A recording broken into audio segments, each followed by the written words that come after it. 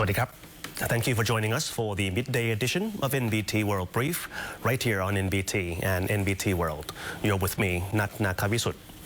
In our first story, the Prime Minister has ordered a temporary halt on fuel export as the government moves to prevent possible shortages linked to escalating tensions in the Middle East. The Royal Gazette has published Prime Ministerial Order Number 2 of 2026, suspending the export of all types of fuel and gas from Thailand, effective immediately until further notice. The move comes as conflict between the United States, Israel, and Iran intensifies, while restrictions on shipping routes in the Persian Gulf and the Strait of Hormuz have raised concerns over global energy supply, a situation that could affect Thailand's fuel imports. Under the order, fuel traders must temporarily stop exporting refined petroleum products. These include gasoline, gasohol products, base gasoline, diesel, and Jet A1 aviation fuel.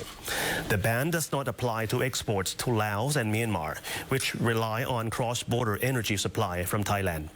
The Department of Energy Business and Provincial Energy offices have been instructed to monitor stations nationwide and prevent stockpiling, while ensuring fuel deliveries remain sufficient.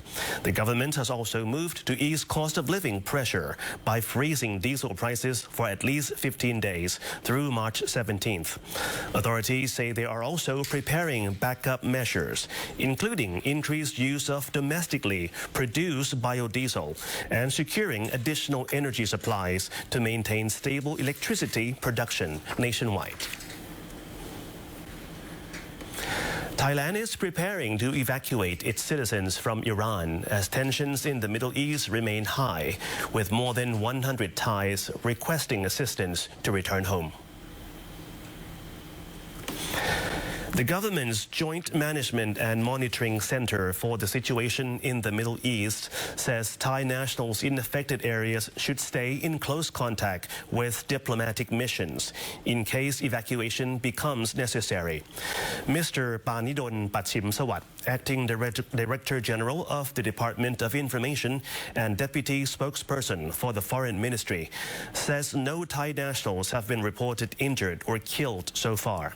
However, evacuation planning has been stepped up, particularly in Iran, where 125 Thai citizens have now requested to return home. At the same time, a team from Thailand's Department of Consular Affairs has traveled to Turkey to coordinate evacuation plans with the Thai embassy in Ankara. Officials have also inspected the Kapikoy border crossing, which is expected to receive the first group of 69 Thai evacuees leaving Iran today. They will stay at a temporary shelter before flights back to Thailand, which are scheduled for March 8th and March 9th. Thailand's military joined forces with the United States and regional partners to wrap up one of the world's largest multinational exercises, COBRA Goal 2026. The closing ceremony featured a powerful live fire demonstration, highlighting joint combat capability and cooperation in the Indo-Pacific. Thailand's Supreme Commander, General Ukrit Buntanon, and the U.S. Ambassador to Thailand, Sean O'Neill, presided over the closing ceremony of the COBRA Goal 2026 joint and combined exercise.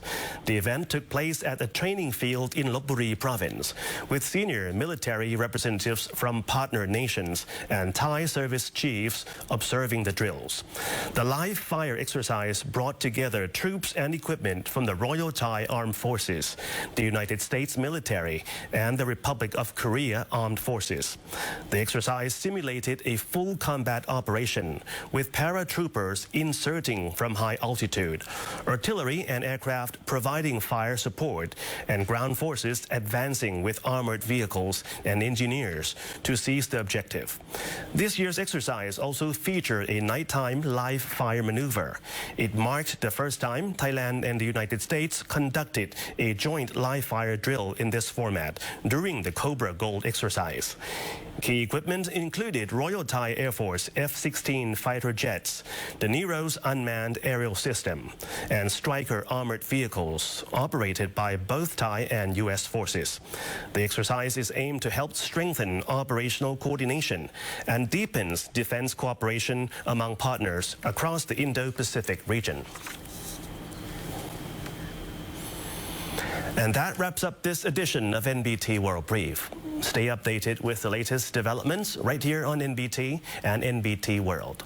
For more stories, simply scan the QR code on your screen to access our full coverage across all media platforms. Until next time, สวัสดีครับ